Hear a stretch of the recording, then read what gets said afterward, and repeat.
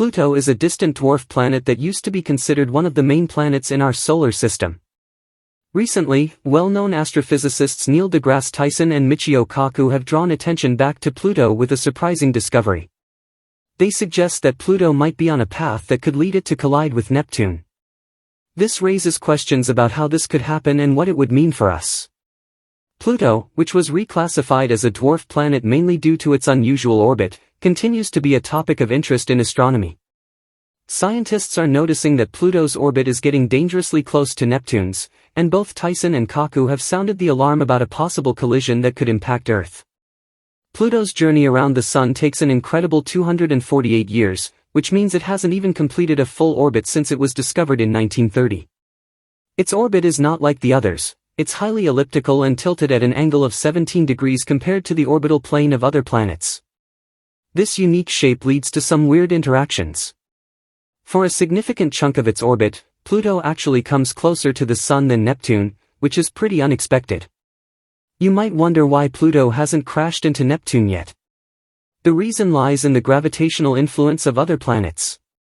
After Pluto's discovery, astronomers had a tough time figuring out its strange movement. They realized that even though Pluto's path crosses Neptune's, the gravitational pulls from other planets keep it from colliding. The three-body problem is a big part of this. It's about how the Sun, Pluto, and Neptune affect each other's movements. When Pluto crosses Neptune's path, it's at least 90 degrees away from Neptune, which helps keep them from crashing together. Also, when Pluto gets closest to Neptune, it's actually quite a bit above Neptune's path in space, adding another layer of safety. Then there's the VZK oscillation, named after the scientists who studied these interactions. It explains how Pluto's orbit works and keeps it somewhat stable, despite its chaotic appearance. Even though Pluto's path can seem erratic, this oscillation works to maintain harmony over incredibly long periods. Researchers learned that Pluto's orbit is technically chaotic due to tiny changes leading to big differences over millions of years. Yet, it still manages to keep a stable orbit thanks to the influence of giant planets like Neptune and Jupiter. Even a little help from Saturn plays a part in keeping Pluto safe in its path. Understanding Pluto's orbit isn't just academic, it helps us see how the solar system functions as a whole. This knowledge is essential because it shows how gravitational forces can keep things orderly in space. The scary thought of Pluto and Neptune colliding makes it even clearer how vital it is to keep studying these celestial movements. Tyson and Kaku have different takes on the situation but agree on the importance of ongoing study. Tyson, who played a big role in Pluto's reclassification, sees it as a natural part of science and emphasizes the need for more learning. Kaku often bridges complex science with future possibilities, viewing Pluto and Neptune's interactions as critical to our understanding, with real implications for humanity. In the end, while a collision between Pluto and Neptune seems unlikely for now, it's important to keep a watchful eye on these distant worlds. Advances in technology will aid astronomers in making more accurate predictions and understanding the complexities of our solar system. This ongoing research is crucial as we strive to keep up with the ever-changing universe around us. Pluto, that small, far-off dwarf planet, used to be considered a regular planet. Recently, big-name astrophysicists like Neil deGrasse Tyson and Michio Kaku have brought Pluto back into the news. They're saying there's a chance it could crash into Neptune. How could this happen, and what would it mean?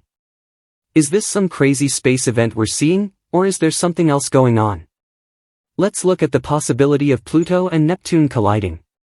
Pluto is interesting because it was kicked out of the Planet Club, partly because its orbit is weird. Scientists are now saying that Pluto's path is getting too close to Neptune's. Tyson and Kaku are worried that these two could hit each other, which might be a problem for Earth. So, how could this even be possible? Well, Pluto's orbit is strange. It takes 248 years for it to go around the Sun once. Since we found it in 1930, it hasn't even made a single full trip. Its path is also not a circle like the other planets, it's more of an oval. Plus, it's tilted compared to the other planets' orbits. Here's a mind-bender: for about 20 years of its orbit, Pluto is actually closer to the Sun than Neptune. So why haven't they crashed yet? It has to do with how the gravity of other planets affects them. When Pluto was first spotted, astronomers struggled to figure out its orbit. It was so different from the others. The crazy thing is that Pluto's path crosses Neptune's. The fact that Pluto's orbit is stable, despite all this, just shows how complicated things are in space. The pull of gravity between Pluto, Neptune, and the Sun keeps them from crashing. One concept, called AU libration, makes sure that when Pluto crosses Neptune's orbit, it's always far away from Neptune.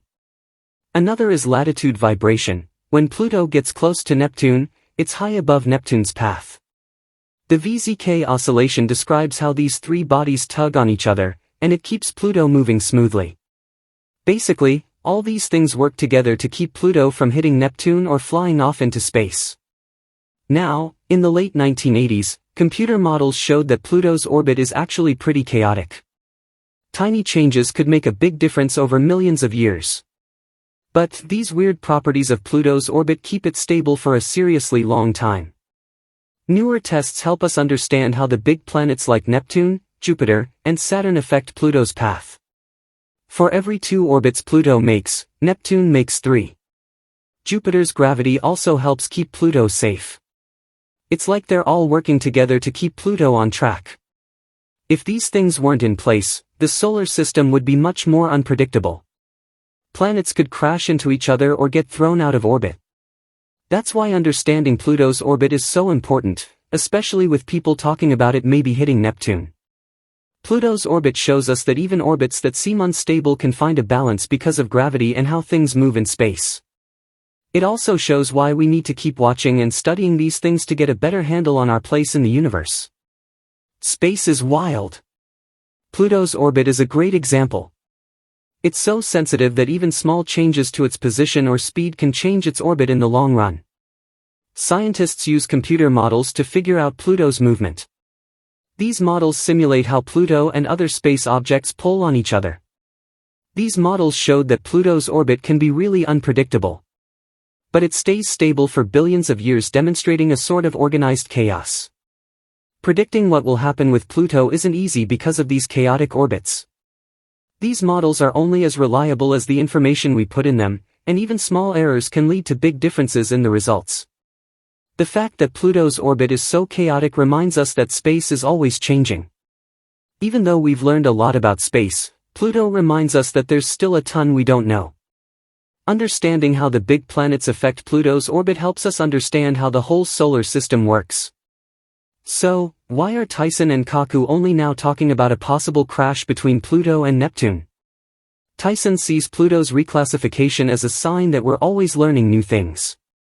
Kaku thinks we need to keep watching and modeling space to understand what might happen. Both Tyson and Kaku agree that space is full of surprises and that our knowledge is limited. The idea of Pluto and Neptune colliding is a good example of the problems and possibilities of space. It shows why we need to keep exploring and be ready to change what we think as we learn new things. Most scientists agree that Pluto and Neptune's orbits are stable for now, thanks to how they move together and the gravity acting on them. So, a direct hit is very unlikely. Still, space experts need to keep watching these objects to understand what might happen in the future. Even though a Pluto-Neptune collision is unlikely based on what we know now, it shows why we need to keep researching and watching space. New, better telescopes and computer models can help us make better predictions. Tyson and Kaku are reminding us that we need to keep exploring and be open to new and about the universe. The possible collision points to how dynamic and complex our solar system is, and it reminds us of the huge amount we still have to discover. Pluto, that little dwarf planet way out there, used to be one of the main planets. But now, Neil deGrasse Tyson and Miyoko have gotten people talking about it again. They've made a wild suggestion: Pluto might crash into Neptune.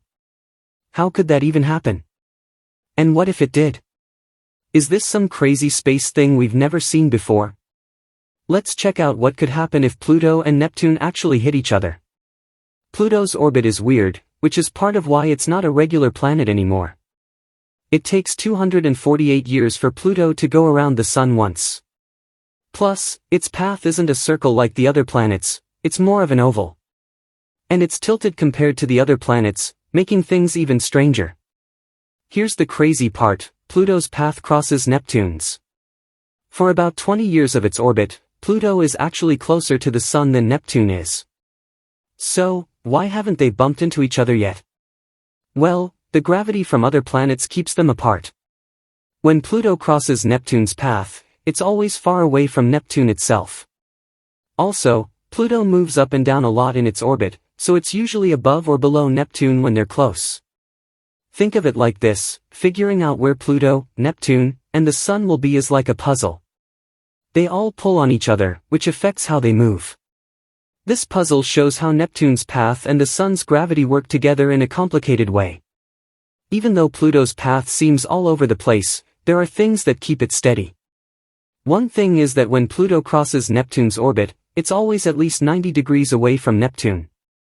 Another is that Pluto moves up and down a lot, so it's usually above Neptune's path. Another thing to consider is how three space objects tug on each other with gravity. It affects how they move. In Pluto's case, it helps us understand why its path around the Sun is so strange. All this stuff keeps Pluto from hitting Neptune or flying off course. Back in the 80s, computer tests showed that Pluto's path, despite this, is kind of wild. Tiny changes can make a big difference over millions of years. But Pluto's special orbit keeps things mostly stable. Tests helped us figure out how Neptune, Jupiter, and Saturn affect Pluto. Neptune and Pluto have a sort of rhythm going where Neptune goes around the Sun 3 times for every 2 of Pluto's. Jupiter's gravity pulls on it, making it safer, and Saturn helps too. These tests showed that Jupiter alone is enough to keep Pluto stable for billions of years. Without these things, the solar system would be super chaotic. Planets could crash into each other or get thrown out of their orbits. Understanding Pluto's orbit is important, especially since people talk about it maybe hitting Neptune. Pluto shows how even a wild orbit can be steady because of gravity and how planets move. Also, it shows we need to keep watching these things to understand our place in space. Exploring space means dealing with the weirdness of planets. Pluto's orbit is a good example. Slight changes in where Pluto is can change its path a lot. Computer tests became useful for figuring out how planet moves. They showed that, even though Pluto has factors that keep it steady, its orbit can still be pretty messy. If you start with a tiny difference in where Pluto is, its path can look way different after a while. But even with all this messiness, Pluto's orbit stays stable for a long time, like billions of years. So there's some order to Pluto's trip around the Sun, even if it seems random at first. It's hard to guess what will happen in space, especially with jumpy orbits like Pluto's. Small mistakes can change things a lot. This is why it matters when scientists made comments on a future hit between Pluto and Neptune, despite other factors. Neil deGrasse Tyson, a famous space guy, has some interesting things to say about Pluto. He's known for helping people understand space better. Tyson thinks Pluto's change from planet to dwarf planet isn't a bad thing. It just means we're learning more about what's out there. He says Pluto's orbit shows how much we still need to learn. Miyoku, another smart scientist, thinks we need to keep watching space to see what might happen. He says the way planets affect each other is important to study. A possible crash between Pluto and Neptune reminds us that space is wild. Both Tyson and Kaku agree that space has tons to teach us. They say we need to keep exploring and learning so we can understand what's happening out there. The idea of Pluto and Neptune crashing is just one example of the challenges and chances in space. It shows we need to be open to changing our minds as we learn more. Scientists generally think Pluto and Neptune won't hit each other anytime soon. But because orbits can be tricky, they need to keep watching these planets to see what happens. Even though a crash is unlikely, it reminds us to keep researching space. Better telescopes and computers will help scientists make better guesses about what will happen. Tyson and Kaku both show that we need to keep exploring and be ready to change our ideas about space. The possible crash highlights the complicated stuff going on in our solar system and tells us there's still a lot we don't know.